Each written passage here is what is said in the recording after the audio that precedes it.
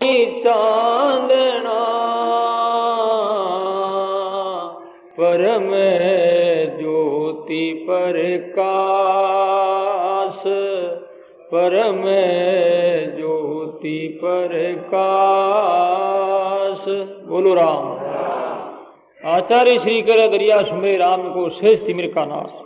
राम राम स्मरण करने से तिमिर नाम अंधेरे का नाश हो जाता है। और घट के भीतर में चांदना हो, घट भीतर हो चांदना परम ज्योति प्रकाश, घट में प्रकाश हो जाता है। इस बार से संत कहते हैं घट में है वो परमात्मा। अरे हेली मारी बायर खोजे काई, थारे सब सुख है घट माई। हेली मारी बायर खोजे काई, थारे है घट माई। बाहर खोजने की जरूरत नहीं है, अंदर ही है, घट के भीतर प्रकाश हुआ है। इस वास्ते भगवान कहता है, भगवान फरमारे तो मुझे क्या ढूंढता है, मुझको क्या तू ढूंढे बंदा, मैं तो तेरे पास में। मुझको क्या तू ढूंढे बंदा, मैं तो तेरे पास में। ने बसूं काशी ने बसूं कैलाश में, ने बसूं मैं काशी ने बसूं कैलाश में। मुझको क्या तू ढूंढे बंदे, मैं तो तेरे पास में। मुझको क्या तू ढूंढे बंदे, मैं तो तेरे पास में। बोलो राम। भगवान कहते मैं तो तेरे पास हूं, तू मुझे बाहर कहां ढूंढ रहा है, तेरे अंदर है, तेरे ही अंदर मेरा निवास है। बुद्ध भगवान को ज्ञान हुआ, ध्यान वृक्ष ने बुद्ध भगवान को ज्ञान हुआ तो किसी ने पूछा बुद्ध भगवान से कि आपने क्या पाया। बुद्ध भगवान ने कहा मैंने कुछ नहीं पाया, खोया ही खोया। लोगों को आश्चर्य हुआ कि प्रभु ये आप क्या कहने जा रहे हैं, आपने कुछ नहीं पाया। इतने लंबे समय तक सन्यासी अवस्था में आप रहे हैं और आप कहते हमने कुछ नहीं पाया, खोया ही खोया। बुद्ध भगवान कहते मैंने काम खोया, क्रोध खोया, लोभ खोया, दुगुण दुराचार खोए, पाया मैंने कुछ नहीं। वो तो परमात्मा पहले से ही पाए हुए थे। इन चीजों का आवरण था, वो आवरण हट गए, इस वास्ते मैंने खोया ही खोया, पाया नहीं। वो तो पहले ही पाए हुए थे, पाए हुए को क्या पाना। ऐसे परमात्मा अंदर है, उनकी खोज करनी है और ये खोज होती नाम जप के द्वारा। अब समय हो गया, बहुत ही सुंदर और पावन प्रसंग चल रहा है और ये प्रसंग क्या है, ये प्रसंग एक आध्यात्मिक प्रसंग है। ये एक जीवन है, इसे हम प्राण भी कह दें तो अतिशयोक्ति नहीं होगी, क्योंकि प्राण भी जाते हैं, रहते नहीं। प्राणों का भी एक दिन वियोग होता है, वो भी हमारे नहीं है और कभी भी आज तक वो हो सके नहीं। प्राणों से इंद्रियां और ये शरीर का जो दिखने वाला ढांचा है, प्राणों के आधार पर ये खड़ा है। लेकिन प्राण पंखे रूपी एक दिन उड़ जाते हैं और इस पिंजरे को खाली करके छोड़ देते हैं, सदा के लिए चले जाते हैं। लेकिन जीवन जो हमारा आध्यात्मिक जीवन है वो कभी छोड़ता नहीं, वो तो सदा पकड़े रहता है और हर हालत में, हर परिस्थिति में, सुख में क्या, दुख में क्या, रात में, दिन में, जागृत, सुषुप्ति, स्वप्नावस्था, सभी अवस्थाओं में ये हमारा जीवन हमारे साथ, हमारे टच किया हुआ, हमारे से जुड़ा हुआ, सदा ही हमारे प्रति समर्पित है। ऐसे जीवन को धारण करना ही वास्तव में मानव का ये परम कर्तव्य है और परम ये लक्ष्य है। इस वास्ते इस प्रसंग को हम जीवन कह दें, प्राण कह दें, और प्राणों से भी बढ़कर आत्मा कह दें, क्योंकि जो साधन आत्मा की जानकारी करवाते हैं वो साधन आत्मस्वरूप ही माना गया है। परमात्मा की प्राप्ति प्रकाश के द्वारा, ज्ञान के द्वारा होता है। ज्ञान के द्वारा परमात्मा की प्राप्ति हुई तो ज्ञान क्या हुआ? ज्ञान भगवत स्वरूप हुआ है। इस वास्ते नॉलेज इज गॉड और गॉड इज नॉलेज, यानी ईश्वर ही ज्ञान है, ज्ञान ही ईश्वर है। ज्ञान में ईश्वर में कोई अंतर नहीं है। इस वास्ते श्रीमद् भगवद गीता में रीते ज्ञानान मुक्ति, ज्ञान के बिना मुक्ति की प्राप्ति नहीं होती है। ज्ञानवान माम प्रपद्यते, भगवद गीता में भगवान कहते हैं ज्ञानवान जो होता है वो मेरी प्राप्ति करता है। इस वास्ते प्रभु को ज्ञान स्वरूप मान ले अथवा परम प्रेम स्वरूप मान ले, या यूं कह दे भगवान को आनंद रूप मान ले, या सत्संग के पावन प्रसंग रूप मान ले, एक ही बात है, बात दो नहीं है। इस वास्ते सत्संग की जो महिमा और महत्व है वो परमात्मा जैसा ही है, अथवा परमात्मा से बढ़कर भी बता दें तो भी ठीक ही रहेगा, बुरा नहीं होगा। क्यों कि कई संतों के जीवनियां और उनकी ऐसी देखने में पाई है कि उन्होंने सत्संग को छोड़ करके बेकुंठ जाना भी पसंद नहीं किया। महान पुरुषों के और सदगुरु के सानिध्य का अनुभव में जो उन्होंने अनंत सुख का, उनकी तृप्ति का जो अनुभव किया है, वो तृप्ति में जितना जो आनंद आया है उस आनंद के सामने बेकुंठ, स्वर्गलोक और ये मुक्ति भी कुछ नहीं है। क्योंकि श्रीमद् भागवत में भगवान श्याम सुंदर कृष्ण ने बड़े ही मार्मिक शब्दों में कहा, तूलयामी लवे नापि न स्वर्गम ना पुनर्भवम, भगवत संगी संग से मर्त्या नाम की मुतासित है। लव निमिष मात्र का जो सत्संग है उस सत्संग के सामने स्वर्ग का सुख जो है, इंद्र का सुख, मनुष्य की अपेक्षा राजा को 100 गुना सुख है, राजा से 1000 गुना सुख जो है, देवताओं को देवताओं से लाखों ही गुना सुख जो है इंद्र को है, इंद्र को करोड़ों ही गुना सुख जो है ब्रह्मा को है, ब्रह्मा से करोड़ों अरबों ही गुना जो बेकुंठ में सुख है। और बेकुंठ भी कुछ नहीं सत्संग के सामने। ये भगवान के वाक्य है, ये किसी कोई पामर आदमी के या कोई लोकल साधारण व्यक्ति के अथवा कोई लोभी और लालची के शब्द नहीं है। ये शब्द है अनंत कोटि ब्रह्मांड नायक के। इस वास्ते आप्त वक्ताओं के जो शब्द होते हैं वो नपितुले, मार्मिक और वास्तविक शब्द होते हैं, उनमें रहस्य और तत्व भरा रहता है। इस वास्ते उनका शब्द भगवान के शब्द है। ये तूलिया में लवे नापी न स्वर्गम ना पुनर्भवम, स्वर्ग कुछ नहीं है तो मुक्ति भी कुछ नहीं है। ऐसा सत्संग का कितना सुंदर प्रसंग है। ये पावन प्रसंग आज हमें प्राप्त हुआ है और ये हमारे सामने उपस्थित है, तो हमें अपने मन में बहुत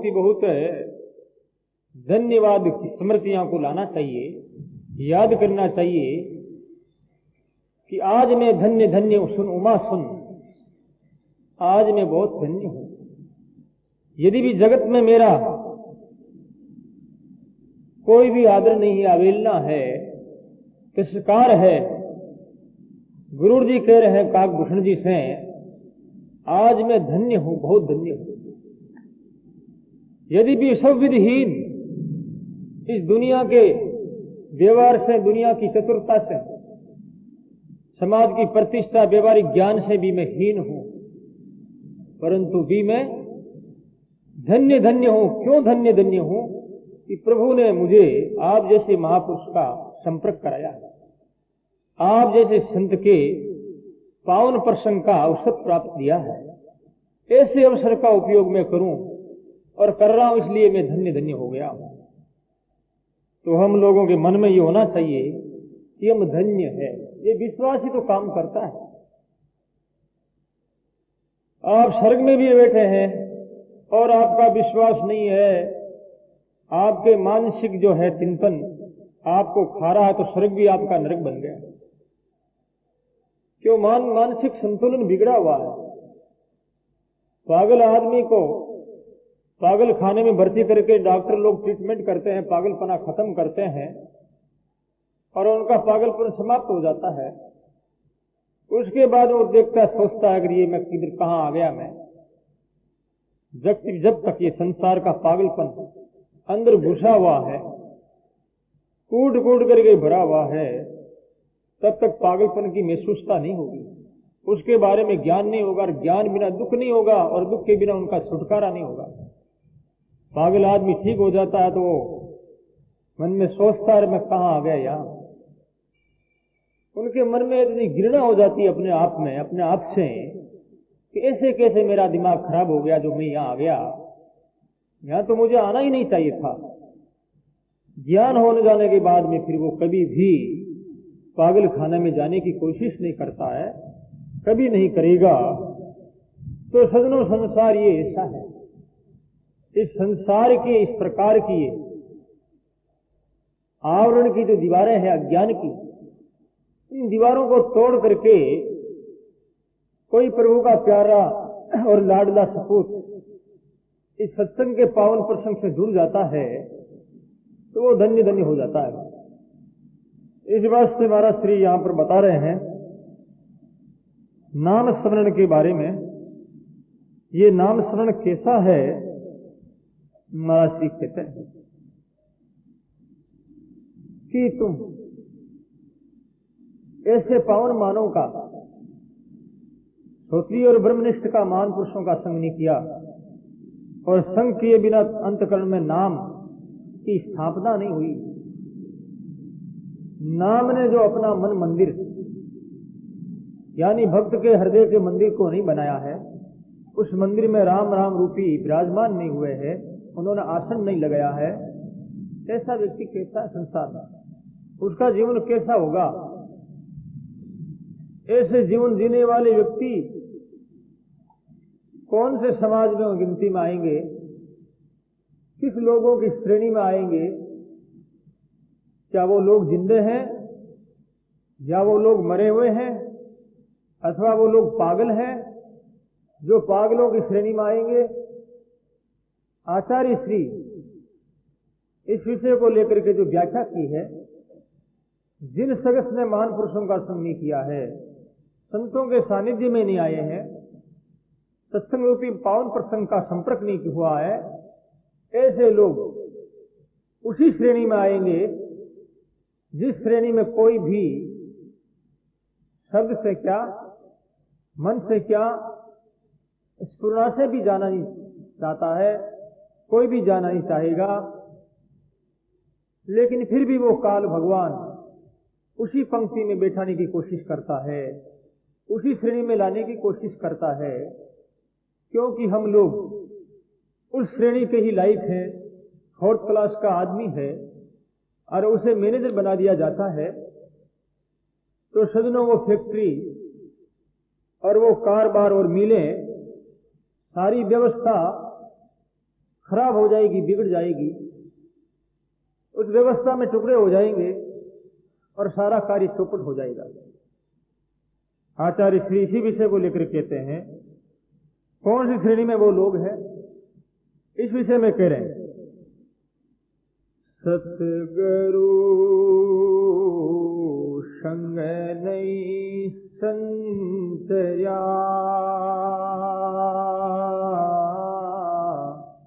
राम नाम और नाम, ते गट मर गट सारी का, ते गट मर गट सारी का, भूत बसे तामाई, भूत बसे तामाई।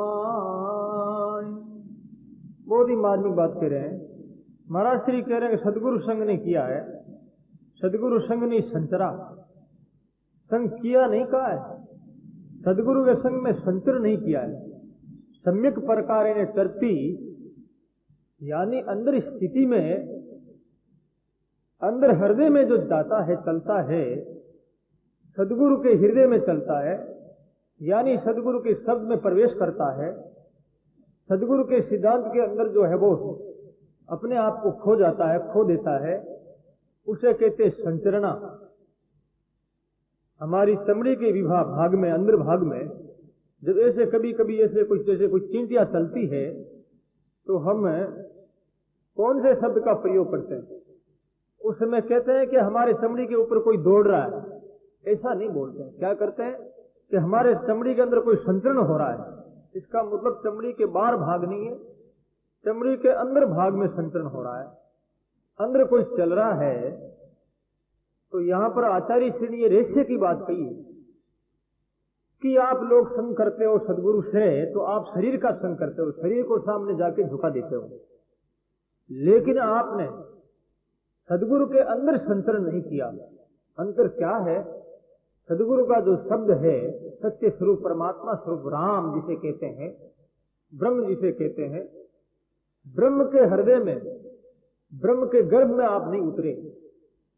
ब्रह्म के अंदर आप उतर जाएंगे, शब्द के शब्दों में, सदगुरु के शब्दों के अंदर आप उतर जाएंगे, गोता लगाएंगे, उसे कहते हैं संचरण। यह है सदगुरु का सच्चा संग। आप लोग जाकर के नमस्कार कर लेते हो, बैठ जाते हो, अथवा गुरु धारण कर लेती है माताएं, लेकिन कभी भी अपने जीवन में संचरण किया?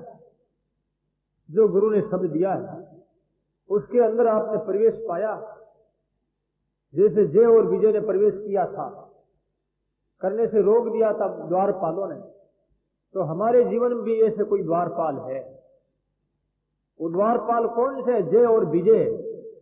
वो रोकते हैं, गुरुदेव के शब्द के अंदर प्रवेश में वो रोक रहे हैं। बड़े बड़े ऋषियों को भी ये दो शब्द में, इन द्वारपालों ने बड़े बड़े ऋषियों को भी मना कर दिया, पाल दिया, उनको भी जो है गिरा दिया है। किनके जैसे? बड़े बड़े विश्वामित्र, कंडू ऋषि जैसे, और भी हनुमान जी महाराज जैसे जो बाल ब्रह्मचारी थे, हनुमान जी महाराज, वो भी प्रतिष्ठा में एक दिन आ गए। यदि ये नहीं आते तो उनको श्रम, भ्रम और दुख नहीं होता। आपको मालूम है हनुमान जी महाराज को जिंदगी में और कभी नहीं हुआ, एक बार ऐसा हुआ जो श्रम भी हुआ, भ्रम भी हुआ, दुख हुआ। क्यों दुख हुआ? जब हनुमान जी महाराज भक्ति स्वरूप माता सीता की खोज के लिए गए हैं और को कार्य करके वापिस आए हैं, भगवान को शुभ संदेशा सुनाया है, और भगवान संदेशा के अनुसार सारा कार्यक्रम बना करके, सेतु आदि बांध करके पूरी अपनी सेना के सहित लंका के किनारे आए हैं। घमासान युद्ध हो गया, युद्ध में हार जीत होती रही। लक्ष्मण लाल जी के शक्ति बाण लगा, लक्ष्मण जी बेहोश स्थिति में पड़े हुए हैं। अब क्या किया जाए? मरणासन हो गए, मरे जैसे हो गए। भगवान राम ने हनुमान लला से कहा, हनुमान लला, जीवन में तेरा जैसा सत्य और स्वामी का उपासक और कोई भी देखने में नहीं आया है। प्राण तो लक्ष्मण का क्या बचाएगा, मेरा भी बचाएगा। नहीं तो लक्ष्मण के पीछे मेरे प्राण जाएंगे, और मेरे प्राण के पीछे सारा ये अयोध्या नगरी जो है और अयोध्या का राज्य जो है सब समाप्त हो जाएगा। इसलिए सारे विश्व को, इस अयोध्या राज्य को यदि कोई बचाने वाला है, रक्षा करने वाला, तो है हनुमान सिंह है। भगवान राम ने शब्द कहा हनुमान के प्रति। बात बीच में आ गई, इसलिए मैं कह रहा हूं। हनुमान जी महाराज ने सोचा, भगवान राम ने मुझे बहुत बहुत धन्यवाद, मेरी शाबाशी और मेरी जय और विजय दे रहे हैं, मेरी विजय ध्वजा का फहरा रहे हैं। और भगवान राम जैसे हनुमान जी ने सुसेन जो वेदी रहता था लंका में, घर सहित उनको ले आए हैं, और उन्होंने जो उपाय बताया है, हनुमान जी महाराज उस उपाय के अनुसार वहां से रवाना हुए। तो बीच में रास्ते में काल नहीं आया, संजीवनी लाना। संजीवनी का तात्पर्य क्या है? संजीवनी कहते मोक्ष प्राप्ति, ईश्वर की प्राप्ति। ईश्वर की प्राप्ति करने के लिए 3 बाधाएं सामने आएंगी। जरा ध्यानपूर्वक सुने आप। हनुमान जी महाराज चलते काल नहीं, कालनेमी को सच्चा साधु मान करके हनुमान जी महाराज ने प्रणाम किया है। लेकिन हनुमान जी महाराज जब जल के पास में आए हैं, जलाशय के किनारे मक्खी ने सारी बात बता दी है, उसके बाद में हनुमान जी ने उनको मार दिया है। तो हनुमान जी को यह भ्रम हुआ, क्योंकि हनुमान को अहंकार हो गया था कि राम जैसा जो कि एक विश्व में शिरोमणि और सच्चे सूर्य और सच्चे मर्यादा पुरुषोत्तम है, ऐसे व्यक्ति ही मेरे लिए मेरा सारा ले रहे हैं। ये थोड़ा सा एम आ गया। एम क्यों आ गया? बड़े पुरुषों की ऐसी लीला होती है सज्जनों, बड़े पुरुषों की गलती नहीं मानी जाती, उनकी लीला माननी चाहिए। यदि आपने बड़े बड़े महान पुरुषों की और सती और सूरों की अथवा अवतारों की आपने गलती मान लिया, तो आपका उस दिन से पतन प्रारंभ होना हो जाएगा, यानी सिद्ध हो जाएगा कि आपका पतन चालू हो गया, शुरू हो जाएगा पतन होना। बड़ों की लीला मान, छोटों की गलती माननी चाहिए। हनुमान जी को अहंकार हुआ, हनुमान ये लीला कर रहे हैं कि मेरे जैसा आदमी भी अहंकार कर सकता है, तो तुम तो क्या कुछ भी नहीं, तुम कौन से बात की मूली हो। इस वास्ते हनुमान लला जो है वहां से भ्रम हो गया। ये तो भ्रम क्यों है? कालनेमी को पहचान लेना चाहिए था कि बनावटी साधु सही साधु नहीं है, लेकिन ये भ्रम हुआ। उसके बाद में वो द्रोण पर्वत के ऊपर गए हैं, तो उस पर्वत पर जड़ी बूटियां बहुत सी दिख रही है, लेकिन सजीवनी बूटी कौन सी है, इस वास्ते क्या किया जाए। भ्रम हो रहा तो श्रम हो रहा। वहां हनुमान जी महाराज को बहुत श्रम करना पड़ा, इधर उधर दौड़ना पड़ा। परंतु यदि सूर्य उदय हो गया और उसके पहले पहले यदि मैं नहीं पहुंचा, तो लखन जी नहीं मिलेंगे, तो राम भी नहीं मिलेंगे। राम नहीं मिलेंगे, राम को मानने वाले सेवक जो है, उनके भक्तगण है, वो भी सब चले जाएंगे और चौपट हो जाएगा मामला सारा। हनुमान जी महाराज ने जो है श्रम किया है, पूरे ही पहाड़ को उठा लिया और पहाड़ को उठा करके आकाश मार्ग से रवाना हुए। रवाना हुए तो अयोध्या के ऊपर से निकलने लगे। उस समय भरतलाल ने सोचा कि ये कोई हो सकता है निशाचर, जो भगवान के राम के कार्य में कोई बाधक बन सकता है।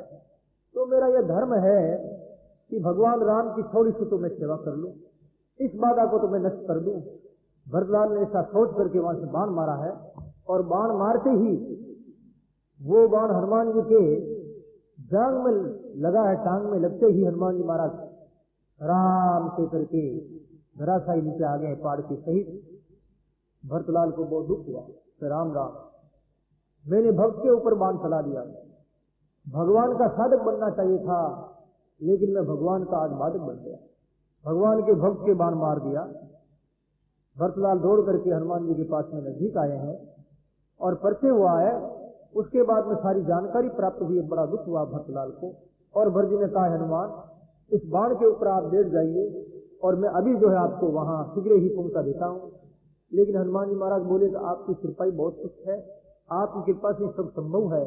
तो मेरा कहने का तात्पर्य यह है, सारी बात नहीं सुना करके आपने हमारे के बारे में तो बहुत बातें सुनी होगी और सुनते ही रहे हैं। मेरे को बार बार सारी बातें बताने की कोई आवश्यकता नहीं है। एक उदाहरण लिया जा रहा है कि हनुमान जी महाराज को दुख हुआ, बाण लगा, पहले भ्रम हुआ, पहाड़ उठाया तो श्रम हुआ, और बाण लगा तो दुख हुआ। ये तीन बातें क्यों ही अहंकार आ गया। इसलिए बड़े पुरुष जो भी करते हैं उनकी लीला मान लीजिए। भगवान राम ने लीला की, भगवान की आंखों में आंसू धरा पड़ रही है, हनुमान ने सत्य मान लिया, उनकी लीला नहीं मानी। इस कारण से हनुमान जी महाराज को जिंदगी में ये तीन जो दुख उठाने पड़े।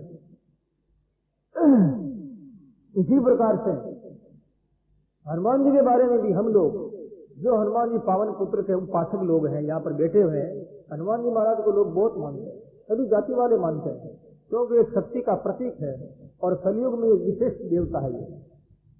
इस वास्ते आप भी ऐसा मान लें कि हनुमान जी महाराज को अहंकार नहीं हुआ।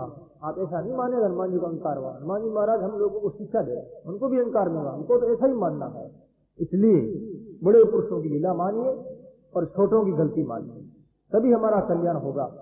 क्योंकि जिन महान पुरुषों से हमने जो शिक्षा प्राप्त की है, उनसे कुछ पाया है, और उनके प्रति भी हमने दोषारोपण कर दिया, उनका अवगुण देखने लग गए, तो हमारा पतन निश्चित।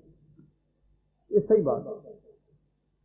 तो सज्जनों, आपको मैं बात बताने जा रहा था कि सदगुरु संग नहीं संतरा, सदगुरु के सिद्धांत में संतरण नहीं हुआ और राम नाम उर ना हृदय में जिसके राम नाम नहीं, वो आदमी किन पंक्ति में बैठेगा? वो जिस पंक्ति में कोई बैठना नहीं चाहता है।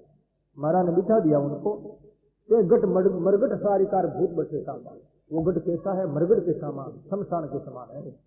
वो जिंदा ही मरा हुआ, जो सदगुरु के शब्द के अंदर संतरण नहीं करता है, सदगुरु के स्वरूप को पहचानता नहीं है, स्वरूप को प्राप्त नहीं करता है, और हृदय में जिसके राम का नाम नहीं है, वो मरा हुआ, उसे मुर्दा माना। वो जिंदी लाश है। महाराज जी का कहने का तात्पर्य यह है, इस वास्ते गोस्वामी जी महाराज ने इस बात की पुष्टि की है, जिन हरि भक्ति हृदय नहीं आनी, और जीवत सब सम जाने हूँ प्राणी, जीवत सब सम जाने हूँ प्राणी।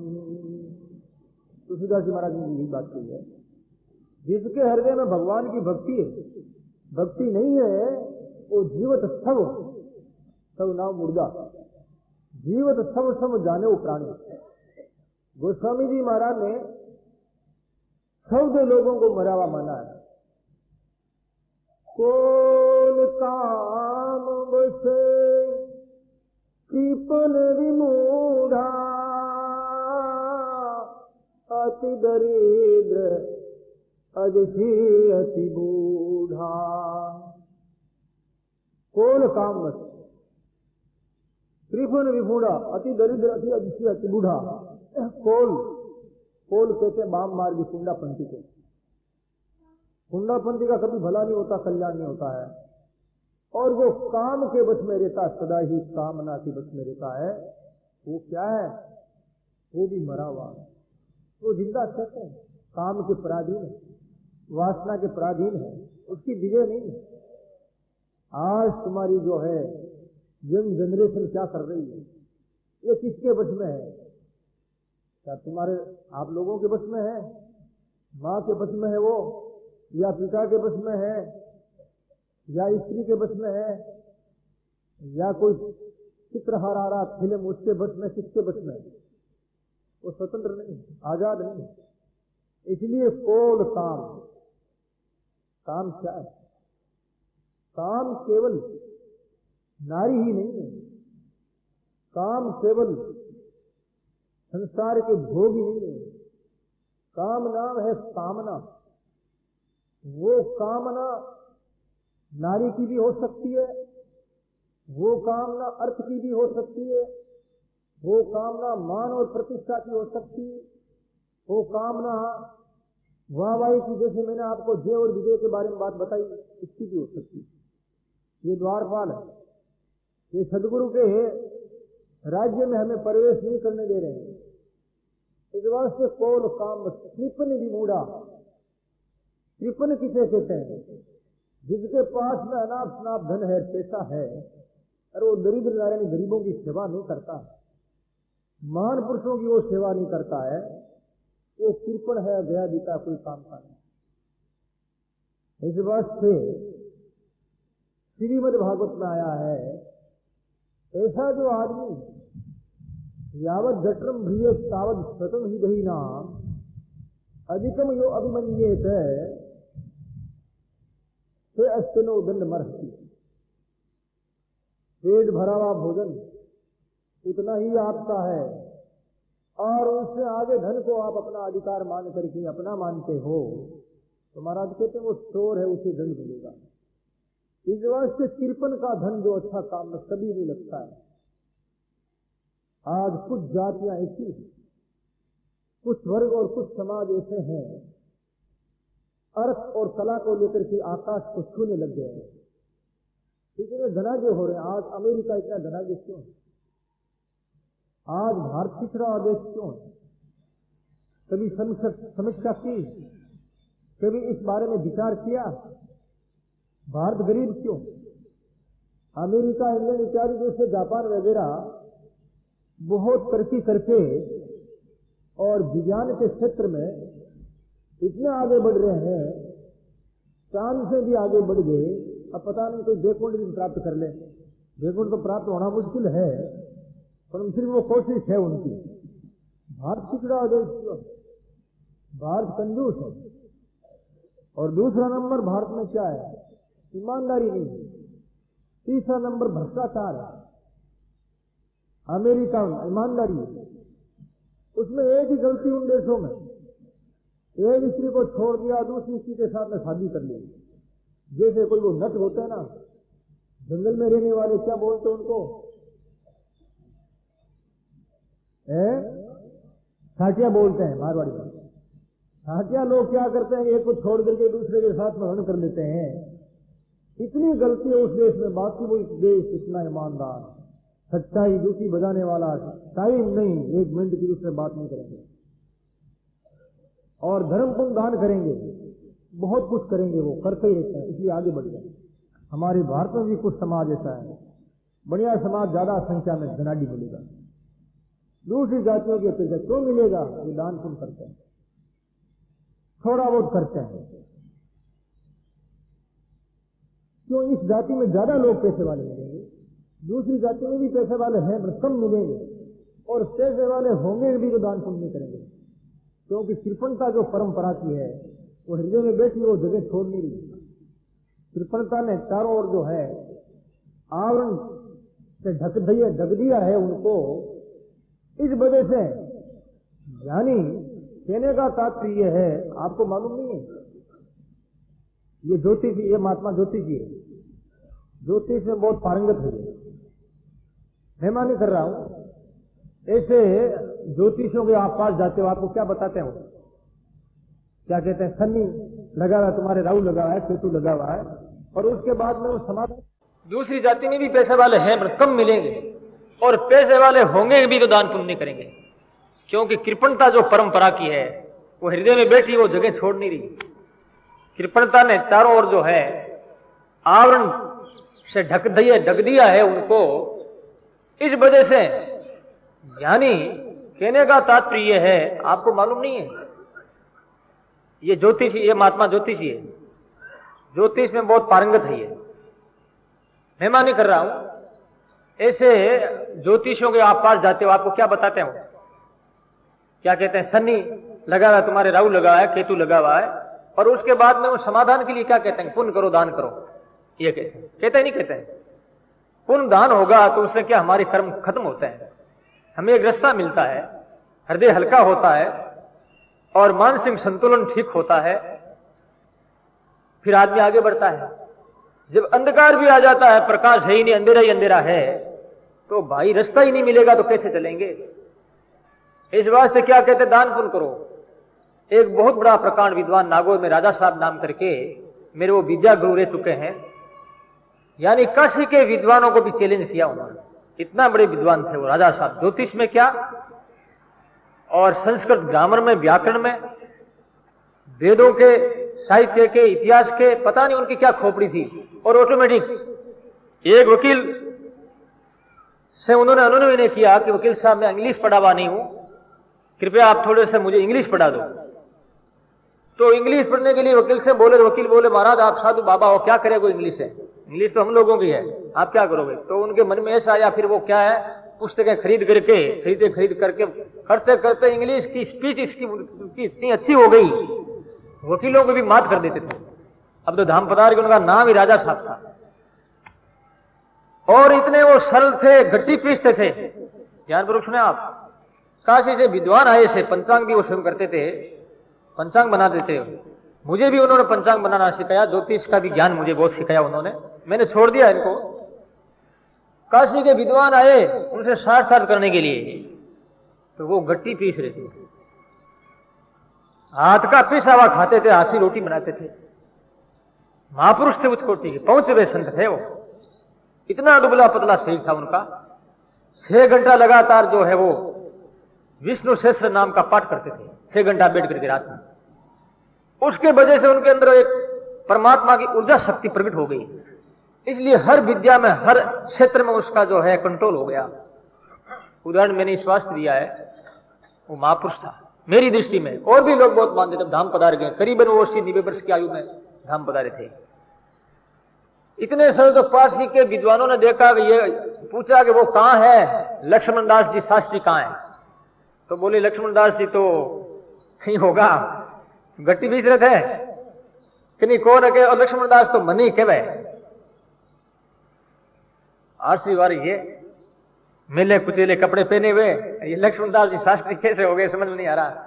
जब बात करने लगे तो पता लगा कि ये महान आदमी। तो सज्जनों, कहने का तात्पर्य यह है, ये बात मैंने क्यों चलाई, कोल काम बस कृपण के बारे में बात बताई मैंने आपको, पर बीच में ये बात क्यों आ गई, ये धारा जो है दूसरी तरंग क्यों उठ पड़ी, मुझे बात याद नहीं आ रही प्रसंग के अनुसार। ये बात क्यों चल पड़ी लक्ष्मण दास जी के बारे में है? सब समान है, ये मतलब ये धर्म दान पुण्य। हाँ, तो लक्ष्मण लाल जी दान पुण्य के बारे में, कोई भी ज्योतिष के बारे में, कोई ग्रहों के बारे में आते तो वही कहते तुम दान पुण्य करो और राम राम करो भाई, इससे ठीक हो जाएगा।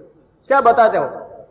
दान पुण्य शुभ काम करो, दूसरों को सुख दो, राम राम करो और तुम्हारा ठीक हो जाए। मैंने यही उनके मुख से सुना कि सबसे बड़ा ज्योतिष यही है, भगवान का भजन करो और गरीबों को सुख दो, सबको सुख पहुंचाओ, अपने आप तुम ठीक हो जाओगे, ऐसा बताते। तो कोल काम बस और कृपण होता आदमी, कृपण के बारे में बात चल रही है। और विमूढ़ा, विशेषण मूढ़ है, मूर्खा इत्यर्थ है। विशेष रूप से जो मूर्ख होता है, विशेष मूर्ख किसे कहते हैं? एक तो आदमी में स्वयं अक्ल नहीं होती, और एक अक्ल होती नहीं होती तो कोई बात नहीं, कोई महात्माओं के या किसी सत्य आप्त वक्ता के द्वारा कहने पर जरूर वो बात विचार करते हैं, और विचार यदि नहीं करते हैं तो वो कोल काम बस वो विमूढ़ हुआ, उसे विमूढ़ कहते हैं। अपनी कट्टरता जिसे कहते हैं। तो लोग कई ऐसे होते हैं जो अपनी कट्टरता को नहीं छोड़ते हैं, चाहे उनकी कट्टरता शास्त्र से विपरीत हो, गलत हो, लेकिन वो कट्टरता से कभी पीछे नहीं होंगे, नहीं हटेंगे। इस वास्ते उसे विमूढ़ का है, कोल काम विमूढ़, कृपण विमूढ़। अति दरिद्र, अति दरिद्र जो होता है वो भी मरा हुआ। दरिद्र किसे कहते हैं? दरिद्र उसे कहते हैं, कोई गरीब हो आदमी उसे दरिद्र नहीं कहते हैं। दरिद्र उसे कहते हैं जो पैसा 1 लाख रुपया है तो वो सोचता है कि 1.5 लाख हो, 2 लाख हो, करोड़ हो, अरब हो, वो दरिद्री। इसे संतोष है ही नहीं जीवन में कभी भी, और सबसे बड़ा दलदरी है। जिसके पास में कुछ नहीं है वो तो गरीब है, वो दलदरी नहीं है। यदि पैसा नहीं होना और अर्थ अभाव के लोग हैं, यदि अर्थ अभाव को लेकर के दरिद्रता के शब्द का प्रयोग करें, यदि तुलसीदास जी करते तो नरसिंह मेहता को भी दरिद्र कहते, मीरा के पास में कुछ नहीं था उसे भी दरिद्र कहते, कबीर के पास कुछ नहीं था उसे भी दरिद्र कहते। लेकिन दरिद्र वो नहीं, दरिद्र वो है करोड़ों की रुपया में संपत्ति, धन धान्य संपन्न, घर भरा हुआ है, फिर भी तृष्णा उसकी शांत नहीं हो रही है, वो दरिद्र है। वो मरा हुआ जिंदा ही, वो काम का नहीं। ये गोस्वामी जी महाराज कह रहे हैं। दरिद्र अजसी, और जिसका जस नहीं है वो भी मरा हुआ। अति बूढ़ा, जिसका यश नहीं है। कौन सा यश? आध्यात्मिक जीवन का यश। कौन सा यश? भगवत भक्ति का यश, ज्ञान और विज्ञान का यश, समाज सुधार का, राष्ट्र भक्ति का यश, समाज भक्ति का यश, अथवा शूरवीरता का यश, अथवा सती का यश। जिसके जीवन में ये यश नहीं है वो भी मरा हुआ, वो भी काम का नहीं। यश आप ऐसा मत सोचना ये लोक प्रतिष्ठा का यश, ये यश नहीं है। इस यश से जीवन बर्बाद होता है। यश तो आदमी का पतन करने वाला है। वाह वाह लोग कर दे, क्या हुआ? कुछ नहीं होने वाला। लोग क्या देंगे आपको, क्या कर लेंगे, उससे क्या हो जाएगा, क्या विशेषता आ जाएगी, क्या कल्याण हो जाएगा? लोग कह देंगे हाँ बढ़िया वैसा, आप तो बहुत सुंदर, आपकी कहीं केवनो, आप तो हो जी हो, आप तो आप ही हो। तो आप ही आपको मतलब कहीं आप गद्दा हो, आप तो आपको मतलब एक गद्दा हो। जो ज्यादा आदमी प्रशंसा को लेना प्राप्त करना चाहता है ना, जो अहंकारी होता है उसकी आप ज्यादा प्रशंसा करो, वो फूल जाएगा और वो नम्र हो जाएगा। काम कराना हो उसकी बहुत प्रशंसा करो, ठीक भस्म हो जाएगा वो। इसलिए महाराज ने कहा थी दरिद्र अजसी, हाँ यश के लिए, और बूढ़ा, ज्यादा बूढ़ा होता है वही काम का नहीं रहता है, बेचारा सड़ जाता है, उनकी हड्डियां जो गल जाती है और चमड़ी जो है उतर जाती है शरीर से, पलंग पर पड़ा हुआ है, हर प्रकार से वो असहाय हो जाता है। अब फिर तो वो कहता है कि हे भगवान मारी मौत दे दे, हे राम जी। फरवरी की बात है, मेरा राम कलकत्ता में 1 महीना का प्रोग्राम रहा। वहां पर हम लोग घर गए थे कि मिस्री के लोया जी के, तो उनके पास में कोई अग्रवाल थे, तो ये कोई बुढ़िया थी करीबन 70 और 75 साल की, और 5 वर्षों से वो खटिया में पड़ी थी। 5 वर्षों से वो, उनका जो है वो करवट भी स्वयं नहीं बदल सकती थी। करवट बदलने के लिए भी नौकर था, इधर उधर करवट बदलाते थे। तो बुढ़िया जो सुना मेरे बारे में, तो उससे लोया जी की घर में से धर्मपत्नी से कहा कि बेटी महात्मा को कहना वो मेरे घर आए, वो मुझे दर्शन दे। तो उसने कहा तो हम लोग गए वहां, तो बुढ़िया रो रही थी, कहने लगी बाप जी अब मौत दे दे तो बढ़िया है, भगवान मौत कर दे, मौत कद आई मारी, आ मने आप बताई दो। मैं क्यों माँ जी, आ तो मनी ठाको नहीं, आपकी मौत कब आई इस बात का तो मुझे पता नहीं है, लेकिन तू मन राम जी महाराज में रख।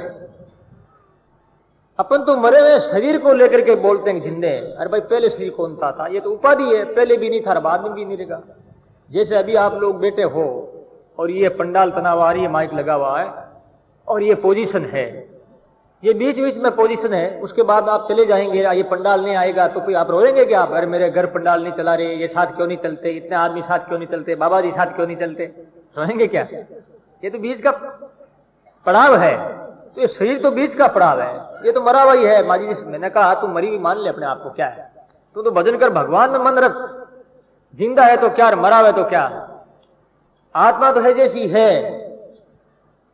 तो फिर जो महाराज उसकी जो है बेनी कहती है, उसके बाद में हम मार गए कि बाप जी आ डाकण कद मरी। विचार करो आप, ऐसा संसार क्या संसार का संबंध है। इसलिए मरना ही ठीक है, बूढ़ा आदमी काम का नहीं है, बूढ़ा हो जाता है। इस वास्ते अपन लोग कहते हैं बेचारा को मर गयो जो कि मृत्यु हुद्र की के बढ़िया हो।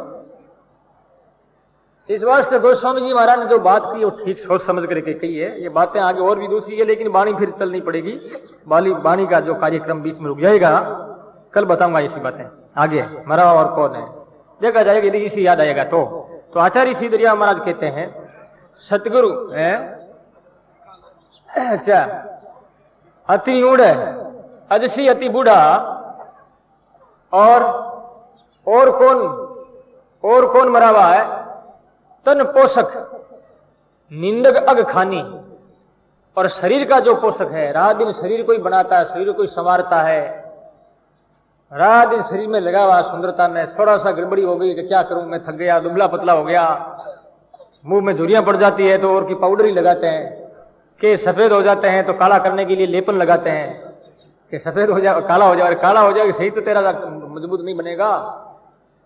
तो भाई इस प्रकार से शरीर अध्यासी जो होता है ज्यादा, वो भी मरा हुआ कोई भी काम का नहीं। आपको पता नहीं है, कर्मेती को ज्ञान हुआ था, शरीर से शरीर उनका गुरु हो गया। कैसे गुरु हुआ? बारात आई थी, बारात आकर के एक धर्मशाला में उतरी और रात्रि के समय में उसने विचार किया कर्मेती ने कि मेरा स्वरूप ज्यादा से ज्यादा सुंदर हो तो मेरा पति मुझे देख करके रीझ जाएगा, प्रसन्न होगा, राजी होगा।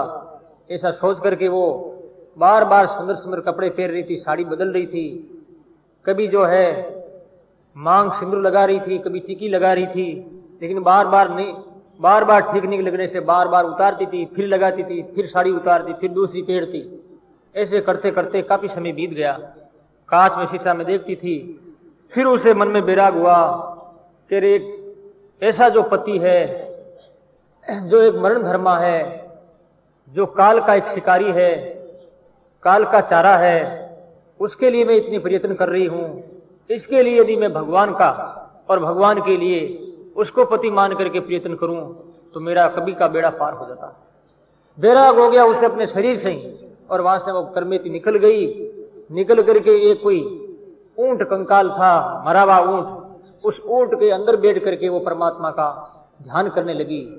क्योंकि मरा हुआ जो मलबा पड़ा ऊंट का गंदा है, दुर्गंधी आ रही है, ऐसी जगह कौन जाए।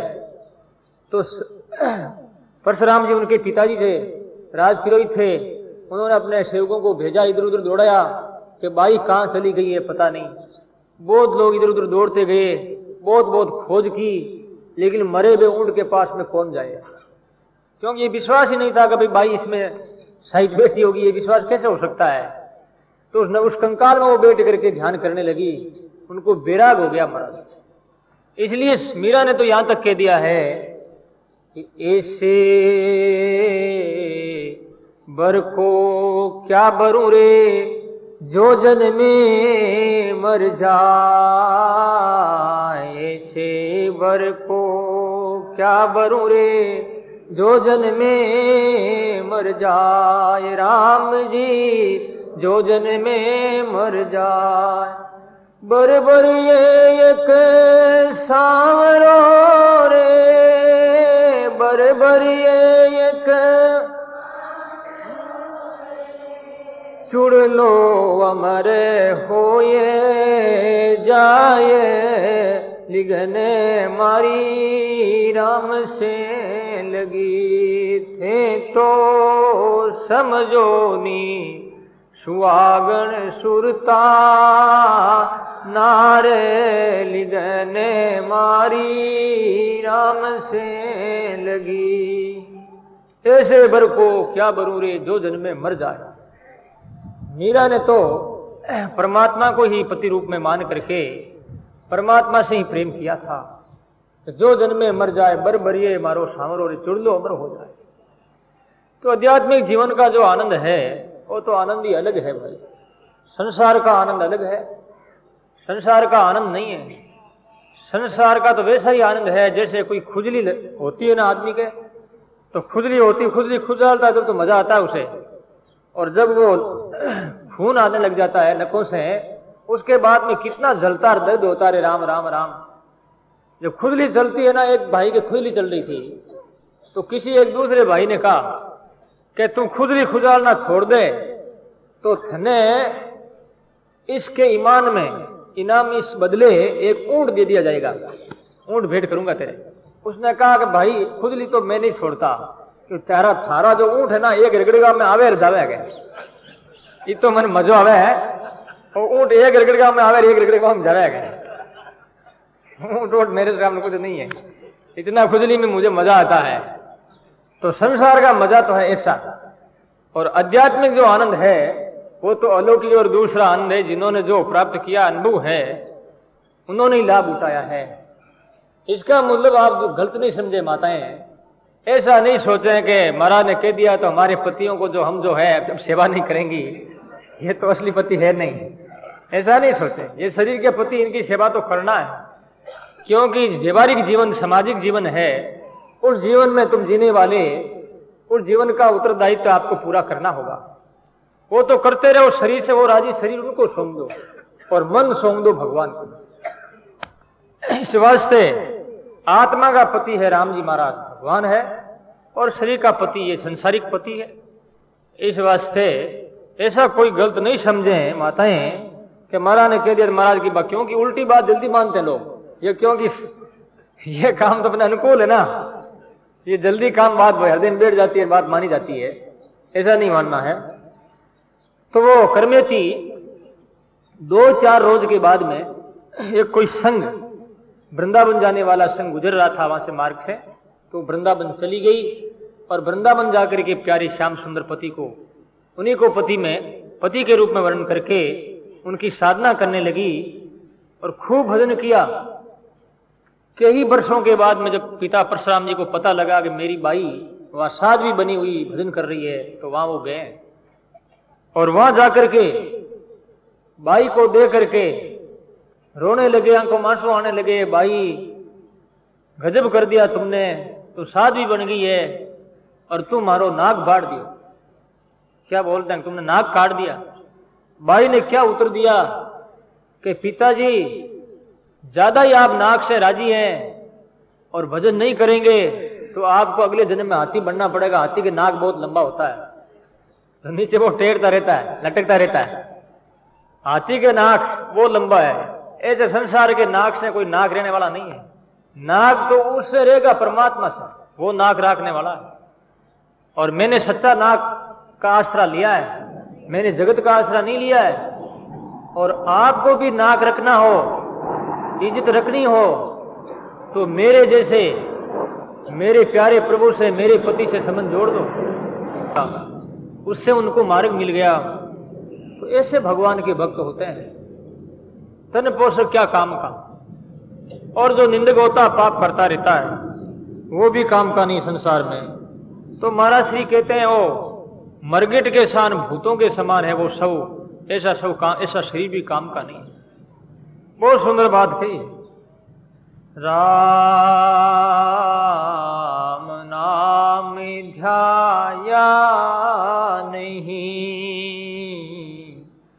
हुआ बहुत अकाल, दरिया काया नगर में पंचभूत का राज। बोलो राम। महाराज जी कहते राम नाम ध्यान नहीं और हुआ बहुत अकाल। राम नाम का जाप नहीं किया तो हुआ क्या, बहुत अकाज हो गया।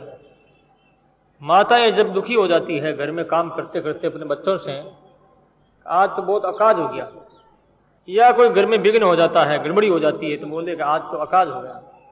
अकाज का मतलब कोई काम सिद्ध नहीं हुआ। महाराज जी कहते हैं हुआ क्या, दरिया काया नगर में 5 भूत का राज। ये 5 भूत का राज है भाई, शरीर में, राम का राज नहीं। 5 भूत कौन से हैं? एक भूत होता है वो इतनी तकलीफ देता है, इतना आतंक मचा देता है, सारे घर वालों के नींद और भूख प्यास को मिटा देता है, नींद हराम कर देता है। एक भूत भी, और एक एक आदमी के अंदर 5-5 भूत हैं। आचार्य सिद्धरिया महाराज के दृष्टि में कौन से ऐसे प्रेत है, उनके बारे में महाराज जी कह रहे हैं 5 भूत, आकाश, वायु, अग्नि, जल, पृथ्वी। लेकिन इनसे जो सूक्ष्म है वासना रूप में, वो कौन है? शब्द, स्पर्श, रूप, रस और गंध, ये 5 भूत है। शब्द, आज सारी दुनिया 5 भूतों के बस में है। शब्द किस, कोई फिल्मी गाना लता मंगेशकर की आवाज में, कोई अश्लील गाना, कोई प्रेम संबंध का, लव स्टोरी का गाना जब कान में आता है उस समय में ओहो मजा आता है, लेरे आने लग जाती है, ओहो मजा आया ये गाना। तो फिर वो कागज लेटर लिख लिख के आकाशवाणी के कार्यालय में भेजते हैं, पत्र लिखते हैं। तो बेचारे वो क्या करे, फिर बाद पत्र पढ़ते हैं कि अमुक का लेटर आया है कि इनकी जो चॉइस है इस भजन के लिए बड़ी इच्छा है। फिर वो गाना जो फिर पुणे जो है वो आता है। ये कान के बस में, लोग शब्द के बस में। शब्द और स्पर्श, बढ़िया सुंदर जो है सरिया सोफा सेट लगा हुआ है। कितने रुपए में लिया सेठ जी? 1 रुपया 50,000 लगा है सोफा सेट का। ओहो, 50,000 का, लाख का सोफा सेट। एक एक कुर्सी 50,000 की होती है। देखी नहीं आपने बंबई में? एक कुर्सी 50,000 की। जब बैठता है तो तरंगे आने लगती है, झूला झूलने हो जाता, झूलती है वो कुर्सी ऑटोमेटिक अपना आप ही। बटन दब जाता है, बटन से झूलती रहती है, आनंद आता। कभी इधर, कभी उधर, कभी इधर, कभी उधर, कभी चारों ओर घूमती है, कभी ऊपर उड़ती है, कभी नीचे जाती है। सोफा सेट, मजा आता है, लेने आती है। तो ये क्या स्पर्श हुआ? शब्द और स्पर्श, रूप देख करके मोहित हो जाता है सुंदरता को। सत्यम शिवम सुंदरम, परमात्मा के समान संसार में कोई रूपवान है? संसार में कोई नहीं। कर्मेति ने इस बात को जाना और पहचाना कि भगवान के समान रूपवान और कौन है। मैं बार बार साड़ी पहन रही हूं, शरीर को सजा रही हूं, श्रृंगार कर रही हूं, परमात्मा के लिए क्यों नहीं पहनूंगा? यदि वो रिझ जाएगा तो सदा के लिए मेरा पति मेरा अजर चुड़ला, अमर चुड़ला बन जाएगा, फिर चुड़ला नहीं फूटेगा, मांग कभी नहीं बिखरेगी, टिकिया कभी नीचे से नहीं उतरेगी, सदा ही सुहागन बनी रहूंगी। तो भाई ऐसे जो है, क्या बात बताई मैंने, शब्द रूप की, तो उस रूप जो परमात्मा को देख करके सत्यम शिवम सुंदरम, तो सुंदर है परमात्मा, सुंदर से भी सुंदर है। जिस परमात्मा ने सुंदरता की एक बूंद डाल दी त्रिलोकी में, उस बूंद से त्रिलोकी के लोग सुंदर बने हैं। कोई कैसा ही सुंदर है, कोई कैसा ही सुंदर है। भगवान कैसे सुंदर है? समुद्र के समान अथाह सागर है, महान विशाल। वो सुंदरता हमें प्राप्त हो जाए तो दुनिया की सुंदरता तो फिर तो कुछ नहीं, बेकार है, फिर कोई अच्छे नहीं लगेंगे। जब तक परमात्मा की प्राप्ति नहीं होगी, होती है सुंदरता, और सुंदरता के बारे में जानकारी नहीं होती है, सुंदरता के स्वरूप में अनुभव नहीं होता है, तब तक अच्छी लगती है। शब्द स्पर्श रूप रस, रस जो है बादाम का हलवा, बढ़िया सुंदर जो है, और उसमें सुगंधी आती है, बस मुंह में लाल आने लग जाती है, पानी आ जाता है कि हो बढ़िया, आज तो हलवा क्या है वो, आज तो चमचम, आज तो राजभोग लगा, बड़ा अच्छा आता है। हाँ तो जाएंगे कश्मीर होटल में, वहां चमचम खाने को मिलेगी। वो होटल कश्मीर होटल याद आ रहा है बार बार। ये क्या है? ये रस है। शब्द सब रूप रस और गंध, और नाक में सुगंधी। कौन सा इत्र है? अमेरिका वाला फॉरेन का इत्र है, आधा किलोमीटर तक सुगंधी जाती है इनकी, और बहुत पैसा लगता है। अब बस ये भूत है, इन भूतों में सारी दुनिया बस में, आप देख लो, है कि नहीं है? छोटा होता है बड़ा होता। आचार्य श्री कहते हैं एक भूत जो घुसता है वो भी नींद आराम कर देता है, मुश्किल कर देता है, दिक्कत में डाल देता है। तो पता नहीं भाई ये 5 भूत क्या करेंगे। तो आचार्य श्री कहते हैं दरिया काया नगर में और 5 भूत का राज। 5 भूत के राज में सब जग लागा धुंध, जन दरिया सतगुरु बिना, जन दरिया सतगुरु बिना, मिल रहा अंधा अंध, मिल रहा अंधा अंध। बोलो राम। 5 भूत के राज में सब जगह लगा था। ये 5 भूतों का राज है शरीर के अंदर, सारा जगती धंध में लगा हुआ है। जन दरिया सदगुरु बिना, गुरु महाराज के बिना अंधे से अंधे बिन रहे हैं। कोई सुझाव नहीं है, कोई रास्ता नहीं है, कोई मार्ग नहीं मिल पा रहा है। तो समय हो गया है, बड़ी मार्ग की और सुंदर बातें कल आएगी। परिभाषा की है, वो परिभाषा क्या है? अंधों की परिभाषा है। अंधे ने नियम माना यथा अंधा। उपनिषदों में आता है कि अंधा कौन है? जो व्यक्ति अंधे को अपने आप को सौंप देता है। अंधे व्यक्ति के हाथों में अपने आप को जो सौंपता है वो अंधा है। क्यों अंधा? अंधे ने नियम माना, उपनिषदों में कहते हैं अंधे के द्वारा ले जाया हुआ व्यक्ति जो है वो क्या करता है? वो खड्डे में गिरता है। अंधा आदमी अंधे को पकड़ करके ले जाता है और खड्डे में गिराता है। ऐसे ये जगत के जो प्राणी है, ये सारे संसार जो है अंधे लोगों के हाथों में खेल रहे हैं, अंधे लोगों की परिधि में, सीमा में आए हुए हैं। इस वास्ते दिखने वाले लोगों को पास ये नहीं जाते। इस वास्ते महाराज श्री ने यहां बताया ना कि दरिया सब जगह अंधा। अंधे का मतलब ये नहीं है कि अपनी दृष्टि नहीं, आंख नहीं। अंधे का तात्पर्य है अज्ञान, अंधकार। इसे मूर्खता कहते हैं और मूर्खता की कट्टरता कहते हैं। इस वास्ते संतों ने कहा है कि यदि तुम सौंपना चाहते हो तो प्रभु के चरणों में सौंपो, अथवा प्रभु के जो प्यारे लाडले हैं, भगवत भक्त है, महान पुरुष है, सदगुरु है, उनके हाथों में सौंपो। ड्राइवर अच्छा होगा तो आपकी यात्रा अच्छी प्रकार से सफल होकर के गंतव्य स्थान तक आप पहुंच पाएंगे। और ड्राइवर अच्छा नहीं होगा तो पता नहीं वो मोटर को एक्सीडेंट करा करके कहीं भी दुर्घटनाग्रस्त हो सकती, जीवन का खतरा बन सकती वो यात्रा। हम यात्रा में है, चाहे वो यात्रा हमारी भौतिकवाद की हो, चाहे आध्यात्मिकवाद की हो, प्रगति जो हमारी है, जो हमने मान रखी है, वो एक भौतिक यात्रा की। सभी लोग भौतिक यात्रा में यात्री बनकर के यात्रा कर रहे हैं, प्राणी मात्र भी। परंतु ये यात्रा हो रही है, ये यात्रा किनके सारे किनके आश्रय से हो रही है? इन यात्रा का गाइड करने वाला कौन है, जो हमें वहां तक पहुंचाएंगे? कहां तक पहुंचाएंगे? अविद्या तक पहुंचाएंगे अथवा परमात्मा तक, भगवान लोक तक, कहां तक हम पहुंचेंगे? और पहुंचाने वाला पता नहीं क्या उनकी इच्छा होगी, वो कैसे पहुंचाएगा। यदि वो सर्वसमर्थ सर्वज्ञ है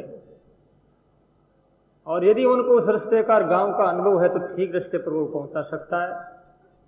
लेकिन आचार्य श्री कहते हैं कि भौतिक यात्रा जो है वो यात्रा एक ऐसी यात्रा है जैसे कि अंधा व्यक्ति कोई अंधों को लेकर के चलता है तो वो व्यक्ति क्या करता, स्वयं तो गिरता ही है और दूसरों को भी गिराता है। इसलिए महाराज जी कहते हैं, अंधा मिलिया आए था, अंधा मिलिया जाए था, अंधा मिलिया फिर आए, दोनों मिल सुख राम के हैं, दोनों मिल सुख राम के हैं, पड़ा धेड़ में जाए, पड़ा धेड़ में जाए। महाराज आंधो मिलियो जाए और आंधो मिलियो फिर आए। अंधा आदमी जा रहा था तो दूसरे लोग जो थे वो कहने लगे अंधे से कि भैया हमको मार्गदर्शन दे दो, हमको गांव जाना है और बहुत जरूरी काम है, आपकी मेहरबानी और कृपा हो जाए तो हम भी धीरे धीरे चल करके गांव तक पहुंच जाएं। लेकिन वो जो गाइड था वो अंधा था, उसने हाथ पकड़ लिया अंधों का और अंधों का हाथ पकड़ करके जाने लगा। रास्ते में कोई गड्ढा आया, खाई आई और अंधा गिर गया और उनके साथ साथ वे सारे के सारे गिर गए। सबने अपनी जीवन लीला समाप्त कर दी। तो ऐसी है हमारी ये यात्रा, ऐसी है हमारी ये परंपरा कि हमारे भी ये परंपरा से बनी आई है। इस बात ये परंपरा क्या है? ये भौतिक और जागतिक ये परंपरा है। यदि ये